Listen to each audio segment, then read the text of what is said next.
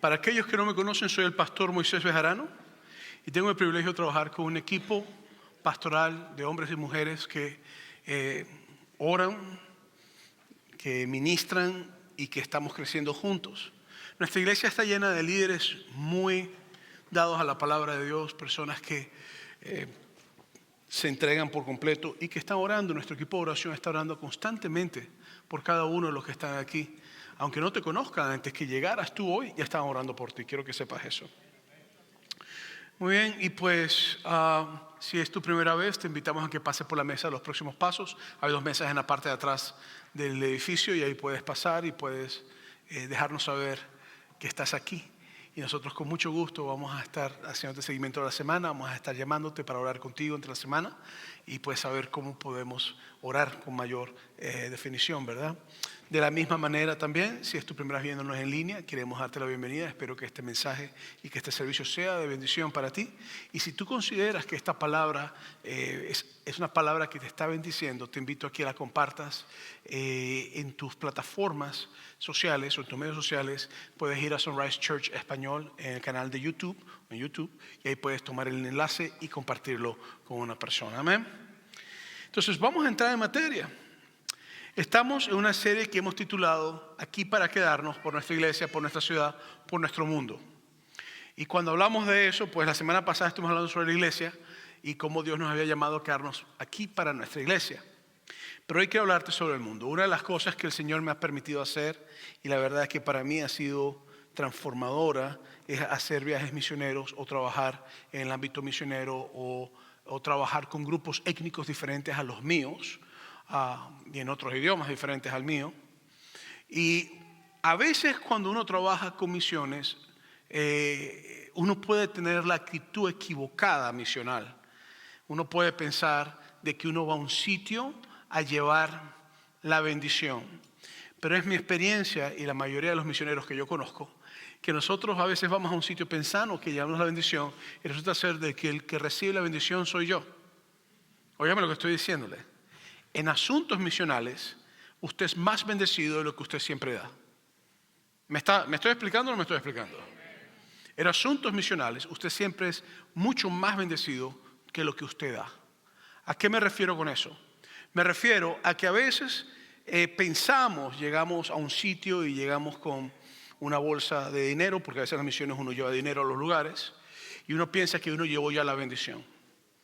Me acuerdo, y me ha pasado en varias ocasiones, a veces me ha pasado por teléfono, a veces me ha pasado con personas. Me acuerdo estar en un sitio en particular, donde yo llevaba la bendición, supuestamente.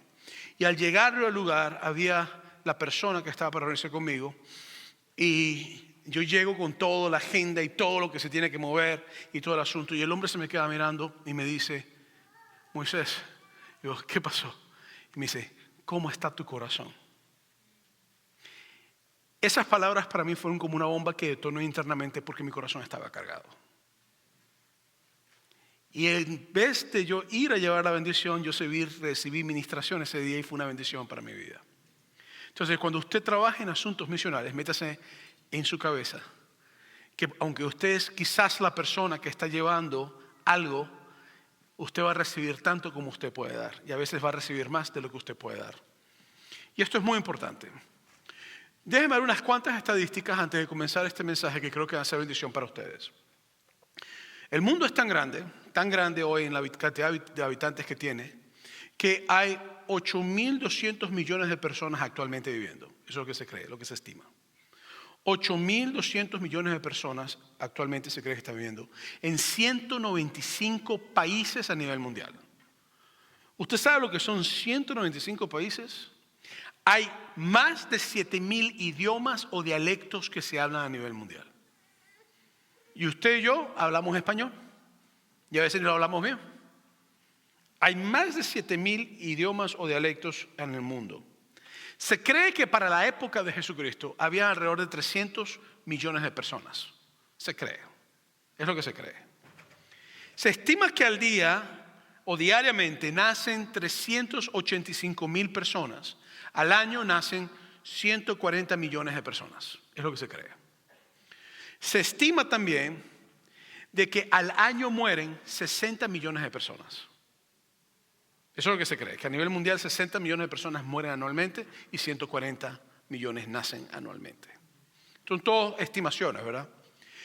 Y las Naciones Unidas o la ONU dijo, no hace mucho, lo siguiente, que existen más de 5.000 grupos étnicos, más de 5.000 grupos étnicos a nivel mundial. Señores, estos son números increíbles, impactantes, y pues ahora que elegí estos números, ahora quiero decirles las palabras o leer las palabras que Cristo nos dio. ¿Están listos? Porque esto va a ser un choque. Para mí leer estos números y leer estas palabras de Jesús son un choque. Jesucristo les dijo a sus discípulos, personas, muchos de ellos no cultos, la mayoría no cultos, no letrados con educación, pescadores con problemas interpersonales, con problemas emocionales, muchos de ellos, con grandes fallas, con grandes situaciones difíciles que estaban peleando entre ellos, sin dinero, sin recursos, sin experiencia, novatos en el ministerio. Y Jesucristo los reúne a ellos antes de ascender al cielo. Y en Mateo capítulo 28, versículos 18 al 20 les dice, y Jesús se acercó y les habló diciendo, toda potestad me es dada en el cielo y en la tierra. Por tanto, id y haced discípulos a todas las naciones, 195 para ser más específico hoy en día, todas las naciones, bautizándolos en el nombre del Padre, del Hijo y del Espíritu Santo, enseñándoles que guarden todas las cosas que os he mandado, y aquí yo estoy con vosotros todos los días hasta el fin del mundo. Amén. Entonces Cristo le dice a la iglesia, id y haced ¿qué? Discípulos. Bautizándolos en el nombre del Padre, del Hijo y del Espíritu Santo. Entonces, Cristo dice a la iglesia, id, vayan, muévanse. Y algo bien importante que nosotros tenemos que comprender, algo bien importante que nosotros tenemos que comprender, es que la traducción que nosotros hemos hecho, la hemos hecho imperativa y es correcta. Decir ir es correcto, no está mal. Pero el sentido cuando tú lees eso en la forma en que Cristo lo dijo, va más allá de yo ir. Una buena traducción también sería yendo a ser discípulos. Aunque en español choca la traducción yendo, es como que no tiene sentido. El objetivo o lo que te está tratando de decir es que a medida que tú te vas moviendo y a medida que tú vas caminando en tu vida y a medida que tú vas andando en lo cotidiano, Dios te dice, ve y haz discípulos. Y esto es importante que lo entendamos, porque esto cambia la perspectiva de lo que es hacer discípulos. Vamos a ser un poquito más pragmáticos en lo que implica el mandato de Jesús para el 2024, para nosotros hoy en día. Cristo dijo, id y haced discípulos a todas las naciones. Eso es un total de 195 países que tenemos que alcanzar. Id y haced discípulos a todas las naciones, o vayamos a todas las naciones, vayamos a todos los 5.000 grupos étnicos que existen a nivel mundial. El reto es alcanzar a 8.200 millones de personas en nuestra época, 5.000 grupos étnicos, 7.000 lenguas habladas. Yo no sé usted, pero yo le voy a ser muy sincero, a mí eso me asusta. A mí eso me preocupa. A mí eso me da un compromiso, pero a la misma vez me da temor y miedo el saber que yo como hombre de Dios y usted como mujer o hombre de Dios que usted es, el mandato de Jesucristo es que nosotros tenemos que hacer discípulos a todo lugar. Y pues esto me pone a mí en una situación al ponerme en los zapatos de estos discípulos, porque estos tipos pensaban simplemente en Jerusalén, Jerusalén, Israel, Israel, Israel, y Cristo es tan claro, le dice, id y haced discípulos a todas las naciones, a todo lugar de la tierra. ¿Cómo te sentirías tú si tú hubieras estado con Jesús en ese momento y Cristo te está cambiando tu perspectiva local a hacerla regional y hacerla nacional y hacerla internacional? ¿Cómo te sentirías? ¿Cómo te sientes tú cuando tú escuchas hoy aquí en la iglesia que yo te estoy diciendo que nosotros tenemos que alcanzar a 195 países? ¿Te sientes fácil? Ay, qué fácil, pastor, vamos a echarle para encima. Qué bendición, pastor, todos podemos. Si eres una persona de números y eres una persona que te encanta la administración y las finanzas, ¿cómo te sientes tú cuando tú escuchas que yo te estoy diciendo que el mandato implica alcanzar a 195 países? Inmediatamente empiezas a pensar, esos son tantos miles de dólares, son tantos millones, tantos no sé qué bromas, tantos pasajes de trenes, tantos hoteles, tantos asuntos, tantas hostelerías, tantos lugares. Señores, esto que Cristo le está diciendo a sus discípulos no es fácil, es difícil. Es complicado, conlleva compromiso, Esto conlleva la necesidad de hacerlo y de hacerlo con una intención clara. Ahora, hay buenas noticias en todo esto. Nosotros creemos que a nivel mundial hay 2.400 millones de cristianos. Eso quiere decir de los 8.000 millones de cristianos que hay, del mundo que hay, ya la cuarta parte del mundo es cristiana. Entonces vamos a hacer un poquito de matemática en esto. Eso quiere decir que si cada uno de los 2.400 millones de cristianos que hay, cada uno de nosotros, se toma el compromiso de hacer tan solamente 3 discípulos, alcanzamos a los 8.000 millones de personas a nivel mundial. ¿Me estoy explicando o no me estoy explicando? No me estoy explicando, ¿verdad que no? Ok. No es tan complicado como parece. Si yo hoy, y tú hoy, y todo cristiano que existe en el mundial, llega y dice, nosotros vamos a agarrar, cada uno de nosotros solamente vamos a evangelizar y a discipular a 3 personas, nada más. Cuando tú sacas la suma de 2.400 millones de cristianos por 3, te va a dar el total de lo que nosotros estamos haciendo, básicamente. Te va a dar, porque ya tú tienes esos 2.400, entonces te faltarían 6.000 millones de personas y lo alcanzarías si lo hacíamos todos juntos, es lo que estoy diciéndote. Ahora, el asunto está en que no todo el mundo puede irse, no todo el mundo puede salir, no todo el mundo puede estar yendo. Pero el texto te dice, yendo a ser discípulos, id y a ser discípulos. Entonces, ¿dónde hago yo discípulos? Yo hago discípulos en la panadería, en el 7-Eleven con el indiano que está ahí en el 7-Eleven. Esta mañana contaba algo, yo fui a un restaurante chino que está cerca de mi casa, y el chico pues que estaba en el restaurante chino tenía una cruz. Y el muchacho, su inglés es súper roto, se nota que lo está tratando, pero no lo logra todavía. Y entonces pues yo le veo la cruz y yo le dije, hey, ¿tienes una cruz? ¿Eres cristiano? Y él se me queda mirando y me dice, no. Y yo le digo, ¿pero por qué tienes la cruz? Me dice, porque es un simbolismo, me veo bien, me veo fino, parezco que fuera de este país, me dijo. Y yo le dije, ¿sabes lo que significa la cruz? Sí, es un simbolismo. No, no es un simbolismo. La cruz implica la muerte y implica la resurrección de Jesús. Y empecé a hablarle. Le dije, toma, te voy a dar mi número telefónico, llámame si necesitas hablar, quiero hablar con esto. Pero entonces, como no me llamó, yo me vi en la obligación de regresar al restaurante chino a comer otra vez. No sea mal pensado, me dio la obligación de regresar al restaurante chino. Puro asunto misional, ¿ok? Esas costillitas fue todo misional, ahí no hay nada que discutir. Ese arrocito, todo misional. Y me acerqué y le dije, no me llamaste, chico. Me dijo, es que estaba muy ocupado, y empezó a hablar conmigo otra vez. Y yo le dije, bueno, yo sé que tú no me vas a llamar, no me digas que me vas a llamar porque es mentira, tú no me vas a llamar. Pero si quieres te puedo, mientras estamos aquí, mientras estoy comiendo, yo puedo venir aquí, me puedo hablar. Y estaba un poco vacío el lugar y empezamos a hablar. Entonces yo creo que nosotros entendamos que no es necesariamente montarte un avión ahí a China para alcanzar a los chinos, porque Dios ha llenado los Estados Unidos de chinos. ¿Okay?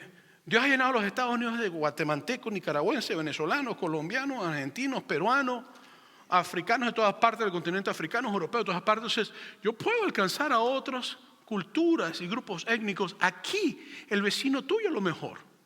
Si eres un mexicano y estás predicando en guatemalteco, estás alcanzando otra cultura, otra etnia.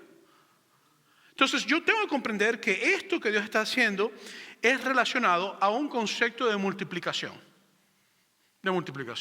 Si yo evangelizo a 3 personas y los discipulo hoy y duro 3, 4, 5 años discipulándolo a ellos y yo les enseño a ellos a hacer lo mismo, esos 3 se van a convertir en 9. Y si esos 9 aprenden a discipular y a ser discípulos y aprenden a hacer este tipo de cosas, esos 9 se van a convertir en 27. Y si esos 27 aprenden a hacer lo mismo, esos 27 se van a convertir en 81. Y si esos 81 aprenden a hacer lo mismo, esos 81 se van a convertir en 243 personas. Y así sucesivamente, hasta que alcancemos. Entonces, todo comienza con una decisión de yo, individualmente como cristiano, comenzar a discipular a 3 personas. Así comienza todo. Y enseñarle a esas 3 personas que hagan lo mismo. Y Dios va multiplicando. Es un principio de multiplicación. No piense que Dios solamente multiplica los panes y los peces. Cristo también multiplica a sus hijos y a sus hijas, añadiéndolos a través del trabajo de nosotros. Entonces el mandato de Jesucristo es para cada uno de nosotros. Vayan y hagan discípulos. Pero vamos a la iglesia inicial y vamos a ver cómo la iglesia en Hechos capítulo 13 empieza a desarrollarse, y después vamos a entrar un poquito al 9 y después regresamos al 13.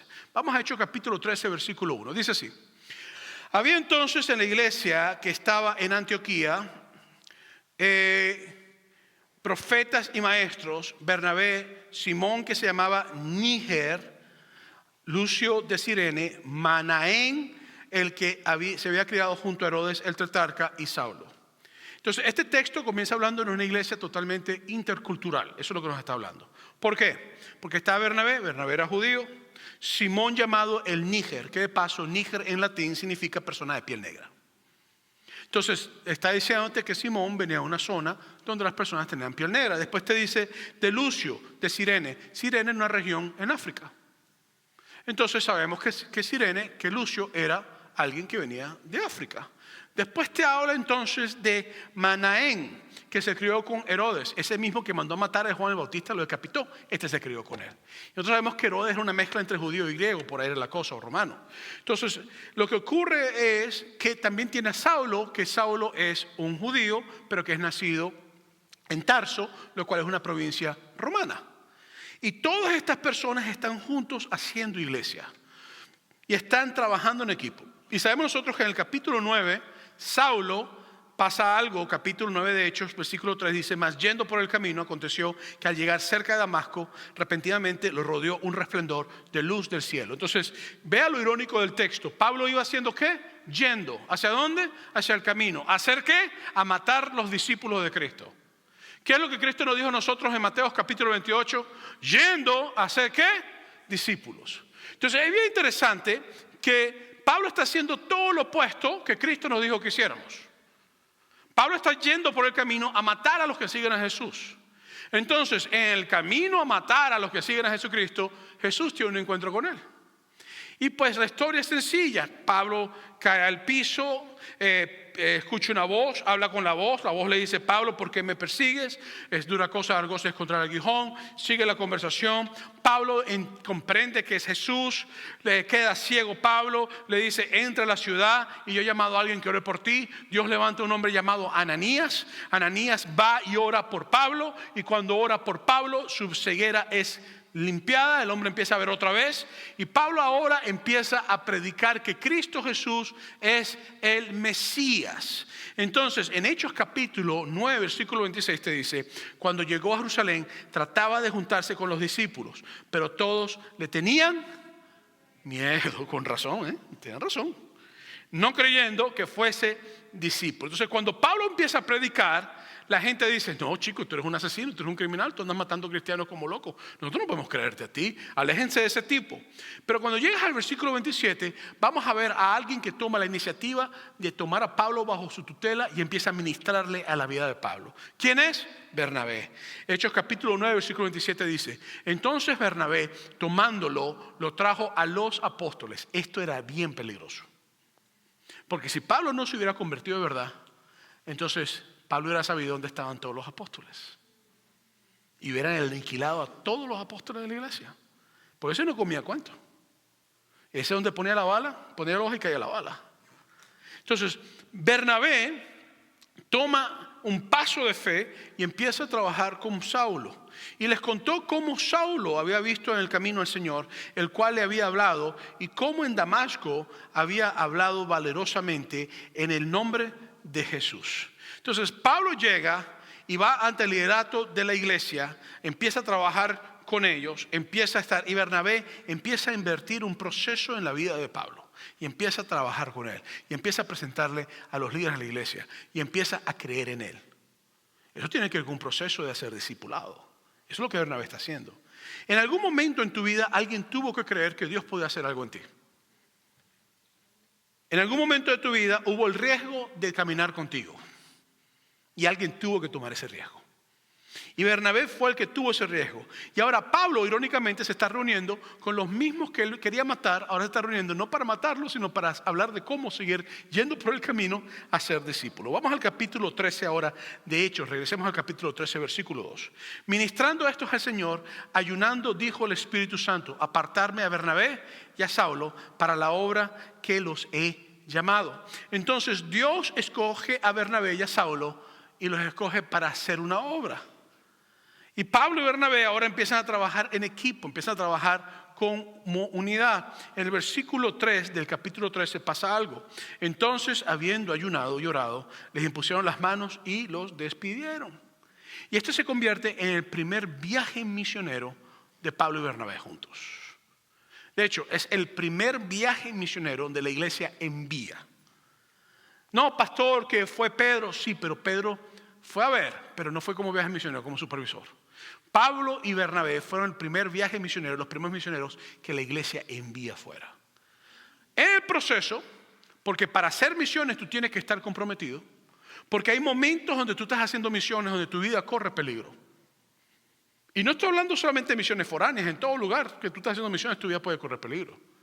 Entonces, en el momento y en el proceso de hacer misiones, Pablo y Bernabé se van.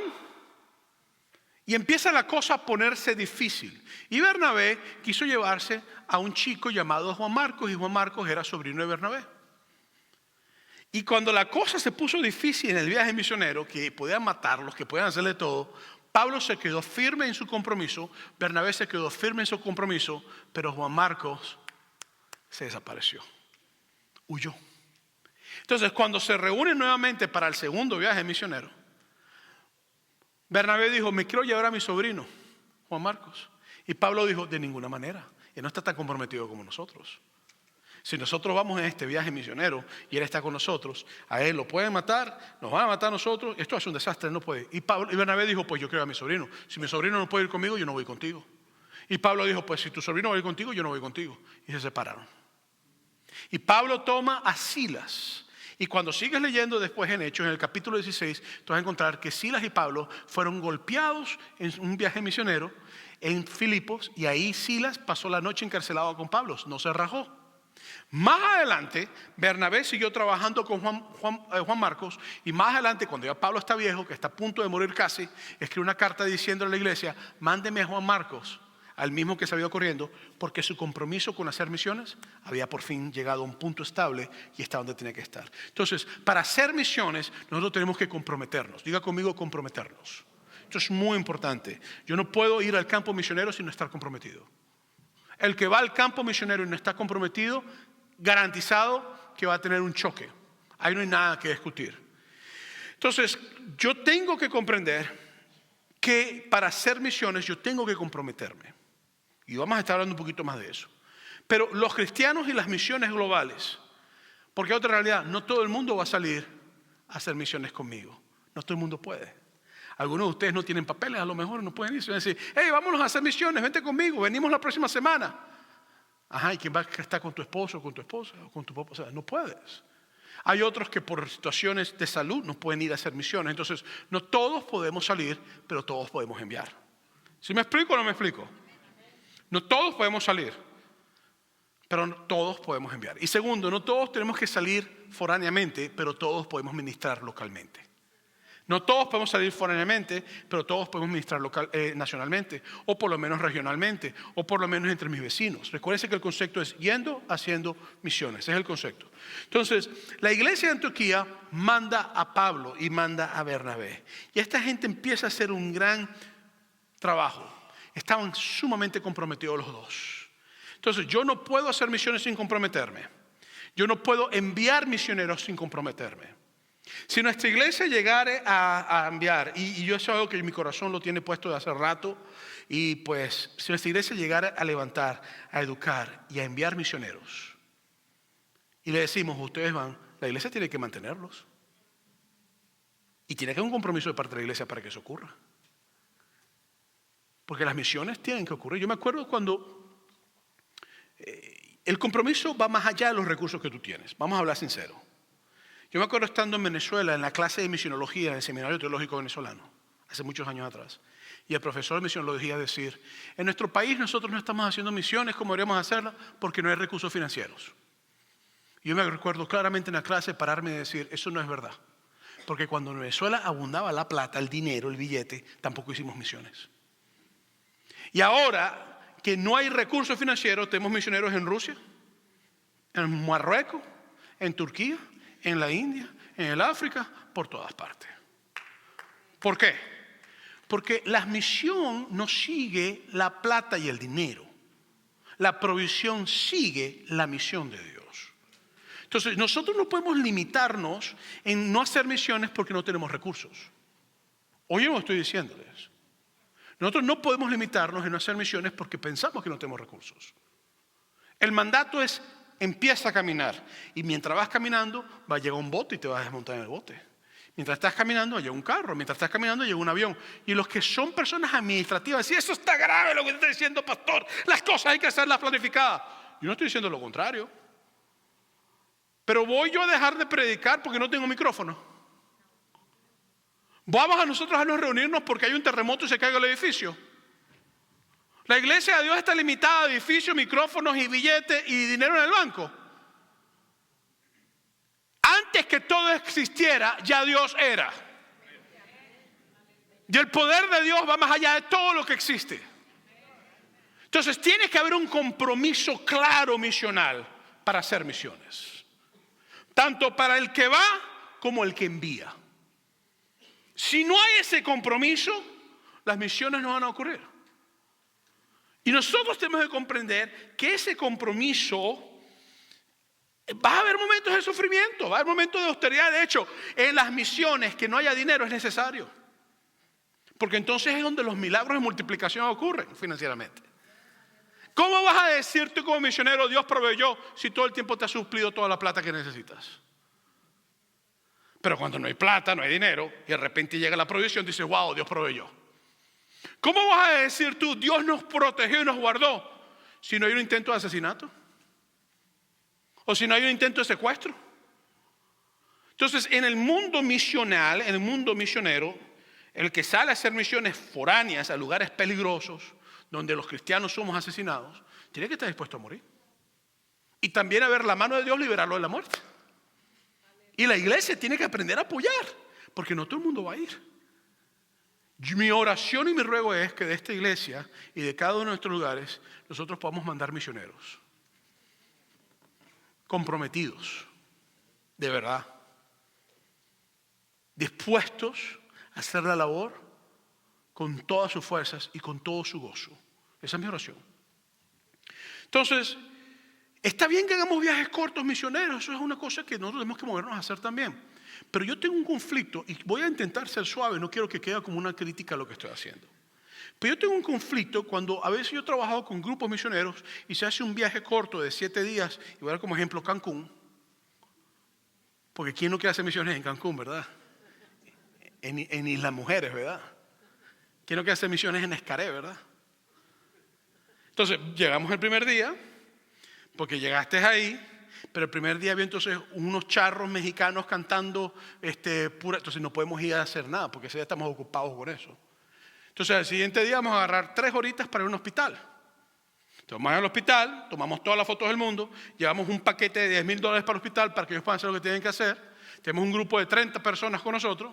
Estamos 3 horas con el hospital nos toma todas las fotos bonitas habidas y por haber, no conocemos a nadie, no nos mezclamos con nadie, no tenemos nada, y entonces en la noche nos vamos rápidamente a comer comida mexicana, la más sabrosa que hay en Quintana Roo.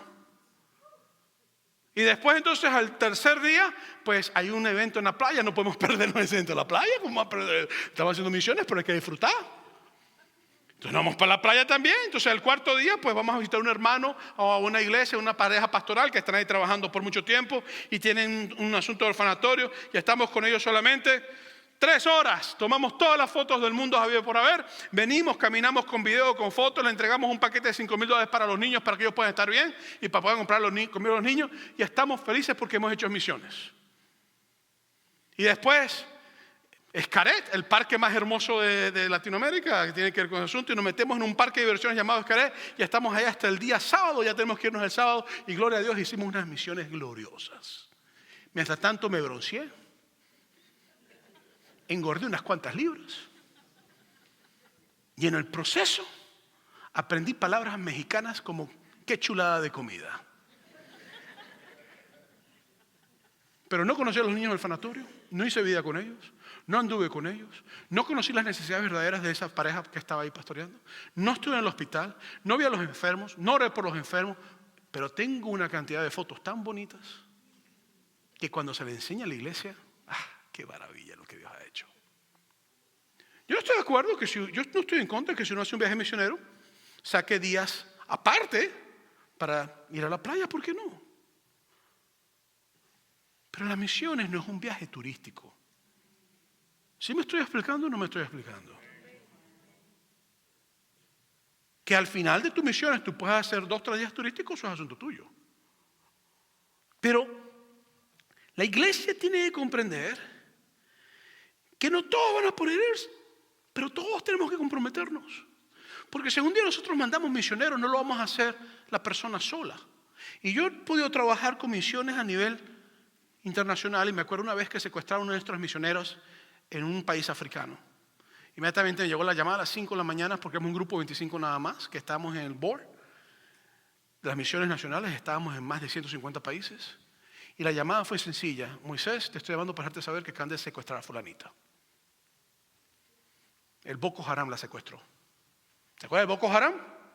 No se acuerda del Boko Haram, un movimiento terrorista local en África. Y me acuerdo claramente que la primera pregunta fue: ¿cuánto están pidiendo? Y me recordaron: recuérdate que nosotros no pagamos rescate por nuestros misioneros. Y es verdad. Todo misionero que iba al campo con nosotros tenía que escribir un contrato que decía: si me secuestran, ustedes no pagan rescate. ¿Saben por qué? Porque teníamos misioneros en 150 países. Usted sabe lo que es que si pagamos rescate por uno en un país que quiera pasar con nosotros en otros 150 países. Empiezan a secuestrar a todos los misioneros.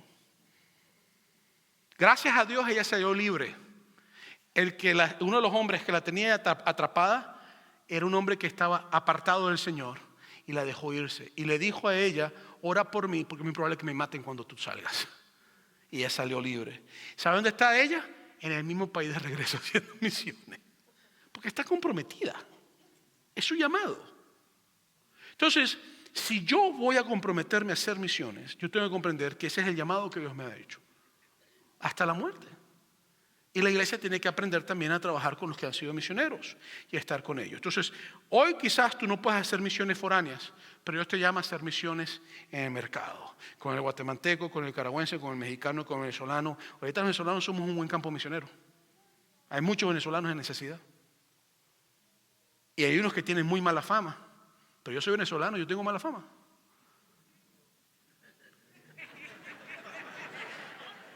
Ok. Padre, bendice este lugar, Señor. Yo me voy de aquí en el nombre. Vámonos, mi cielo, nos están corriendo. Entonces, yo tengo que comprender esto. ¿Sí me estoy explicando o no me estoy explicando? La segunda cosa es: yo tengo que mantenerme fiel a la misión. Cuando aún la misión parezca infructífera. Los grandes misioneros de los 1800, y yo leo muchas las biografías de ellos, me encantan. Algunos de ellos no alcanzaron grandes multitudes, pero tradujeron la Biblia. Y hoy en día hay millones de cristianos por la traducción de la Biblia que ellos hicieron en el país que ellos hablaron. Yo no puedo fijarme en... Mire, si una persona hace misiones en un país musulmán y se convierte en 100 personas en 50 años de misiones, qué bendición. Eso es una mega iglesia en un país musulmán. Primero, no se puede predicar abiertamente. Segundo, los matan si predican. Tercero, todo subterráneo. Entonces yo tengo que comprender que aunque la misión no parezca fructífera, Dios va a hacer que la misión dé fruto. Yo pongo la semilla, toma 30 días en que la semilla germine normalmente.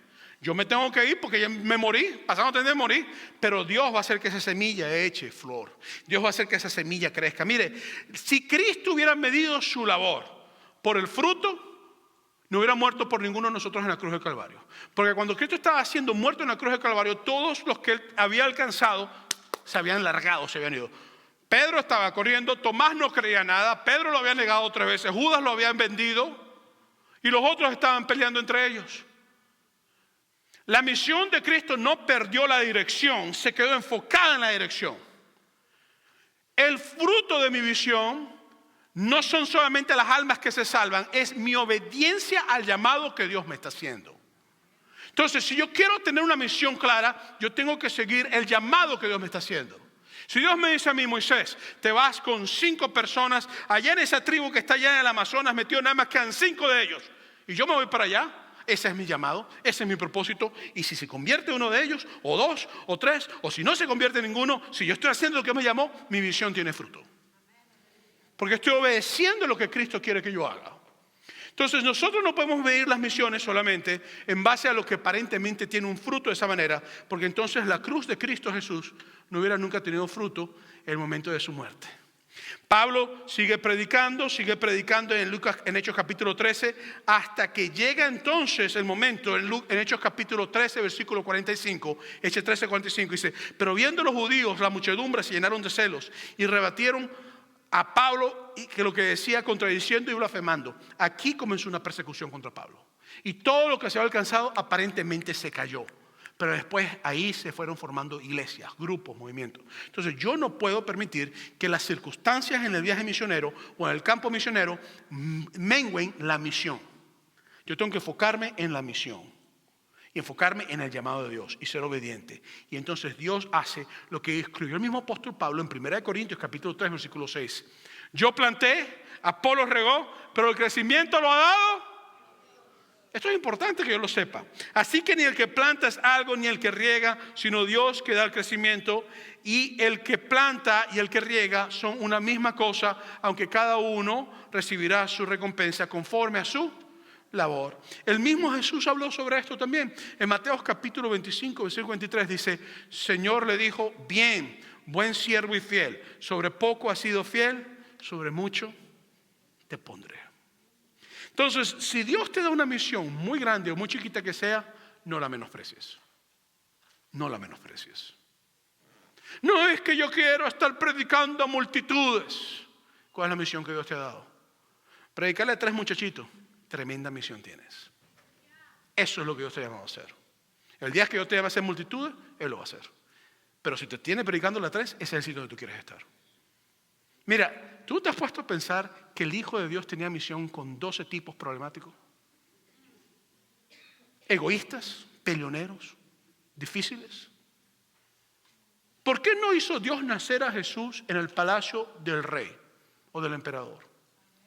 Y ahora alcanzado a todo el pueblo romano de una vez ya.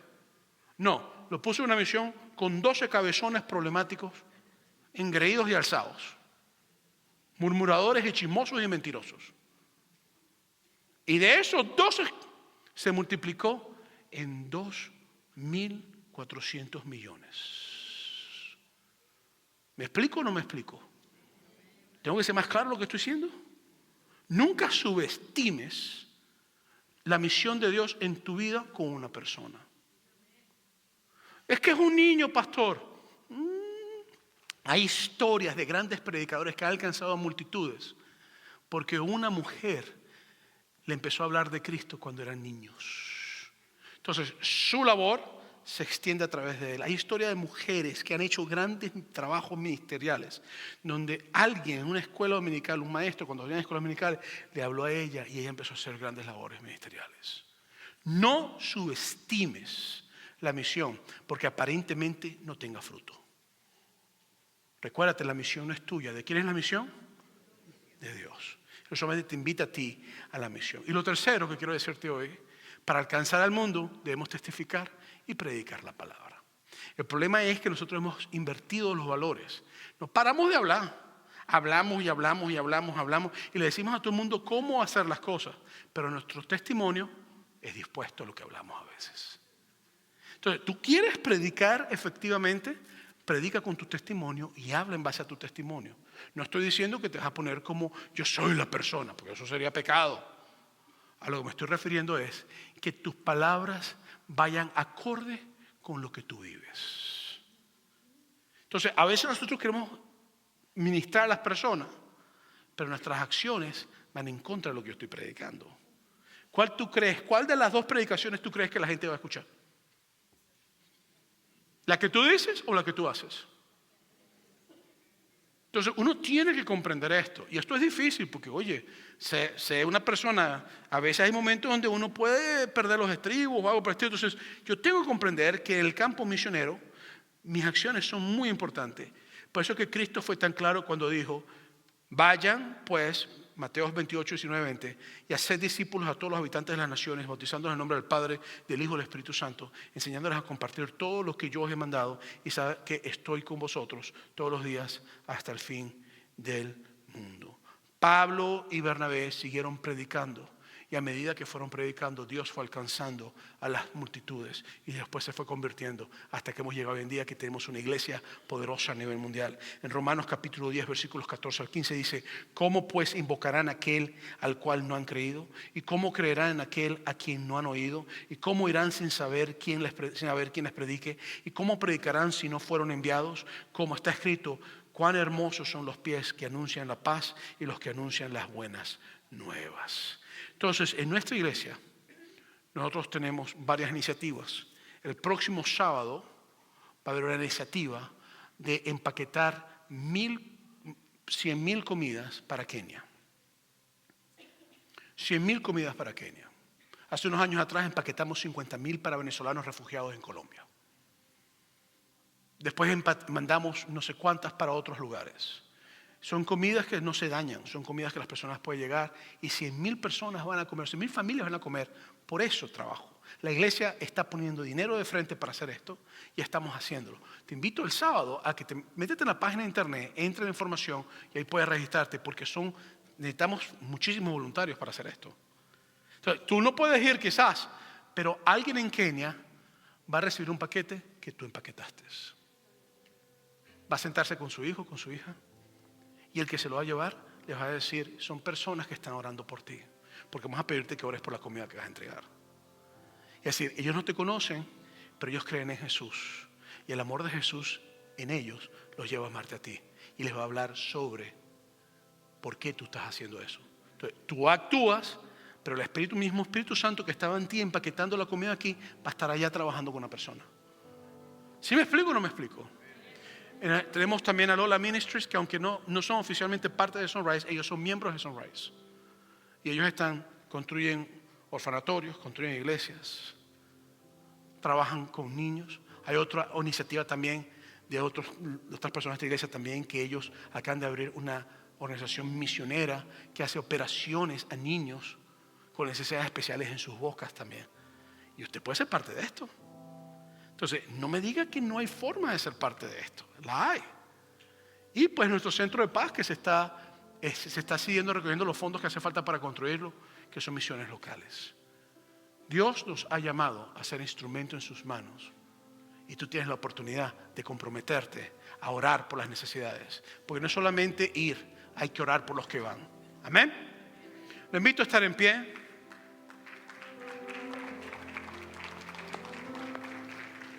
Va a invitar a los compañeros de oración, por favor, que pasen al frente. Si tú eres compañero o compañera de oración, te invito, por favor, que pases al frente. Mira, yo no sé cuál necesidad tú tienes. No la sé. Pero yo te puedo decir que sea la necesidad que tú seas, el Dios creador de todo lo que existe quiere tratar con tu necesidad. Para Él no hay nada imposible. Para Él todo está en su dominio, está en sus manos.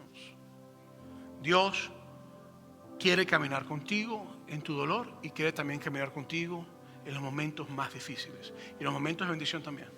Así que mientras nosotros cantamos esta canción, el altar va a estar abierto para que podamos orar por cualquier necesidad. No dejes de pasar al frente. Mira, si tú llegaste con una necesidad y necesitas oración, por favor, ven para que oremos por ti.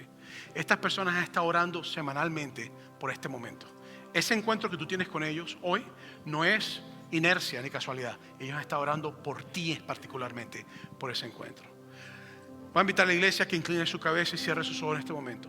Si hay alguien aquí que no conoce o alguien aquí que quiere rehacer su vida en Cristo Jesús, a lo mejor estás apartado, a lo mejor te has alejado del Señor, a lo mejor has perdido ese deseo de estar con Dios, o a lo mejor simplemente es primera vez que escuchas lo que estamos hablando y tu corazón y tu mente han dicho: yo necesito conocer a ese Cristo, necesito conocer a ese Señor. Si eso es hoy para ti donde estás, yo quiero invitarte a hacer esta oración conmigo hoy.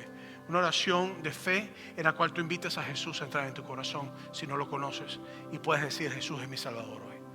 A invitarte, si estás aquí, por favor, y quieres hacer esta oración conmigo, hazla. Y si estás viendo en las cámaras y quieres recibir a Jesús como tu Salvador, también haz esta oración conmigo.